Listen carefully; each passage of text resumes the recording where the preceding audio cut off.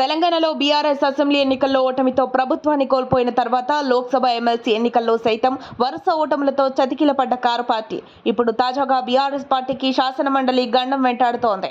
ఈ క్రమంలోనే త్వరలో మండలిలో బీఆర్ఎస్ ఖాళీ కాబోతుందా, కారు పార్టీ సభ్యులు హస్తం వైపు చూస్తున్నారంటే అవుననే టాక్ బలంగా వినిపిస్తోంది. త్వరలో జరగనున్న బడ్జెట్ సమావేశాల్లోపు బీఆర్ఎస్ ఎమ్మెల్సీలు కాంగ్రెస్ గుటికి చేరుతారన్న ప్రచారం జోరందుకుంది. 10 ఏళ్ల తర్వాత తెలంగాణ అధికారం దక్కించుకున్న కాంగ్రెస్ పార్టీకి శాసన మండలిలో అధికారికంగా 4 సభ్యుల బలం మాత్రమే ఉంది. ఈ పరిస్థితుల్లో ప్రభుత్వం శాసనసభలో బిల్లులకు ఆమోదం తెలిపినా శాసన మండలిలో మెజార్టీ ఉన్న బీఆర్ఎస్ సభ్యులు ఆమోదం తెలిపే అవకాశం ఉండదు. అధికార కాంగ్రెస్ కి అడ్డుపుల్ల వేసేందుకు బీఆర్ఎస్ పావులు కదుపుతోంది. అందుకే గులాబీ పార్టీ ఎమ్మెల్సీలను చేర్చుకునేందుకు కాంగ్రెస్ నేతలు తీవ్ర ప్రయత్నాలు సాగిస్తున్నారు.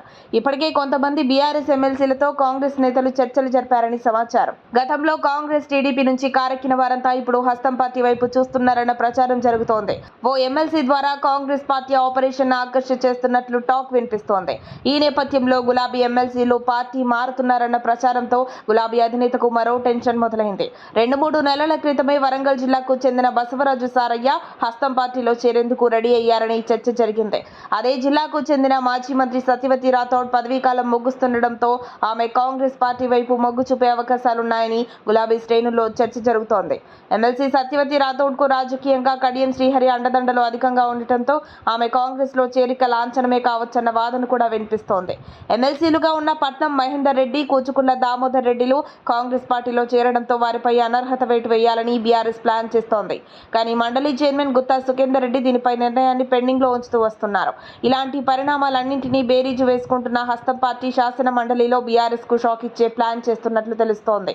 మండలి సభ్యులపై అనర్హత వేటు పడకుండా ఒకేసారి బీఆర్ శాసన మండలి సభాపక్షాన్ని కాంగ్రెస్ పార్టీలో విలీనం చేసుకునే దిశగా పావులు కదుపుతున్నట్లు టాక్. మెజార్టీ బీఆర్ఎస్ ఎమ్మెల్సీలను హస్తం పార్టీలో చేర్చేందుకు సమన్వయం చేసే బాధ్యతలు ఓ ఎమ్మెల్సీకి అప్పగించినట్లు తెలుస్తోంది.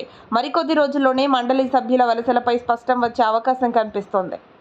మరిన్ని అప్డేట్స్ కోసం మా కాయ్ టీవీని సబ్స్క్రైబ్ చేసుకోండి. మా వీడియో కనుక మీకు నచ్చినట్లయితే లైక్ చేయండి, షేర్ చేయండి. మీ విలువైన అభిప్రాయాలను కామెంట్ బాక్స్లో తెలియజేయండి.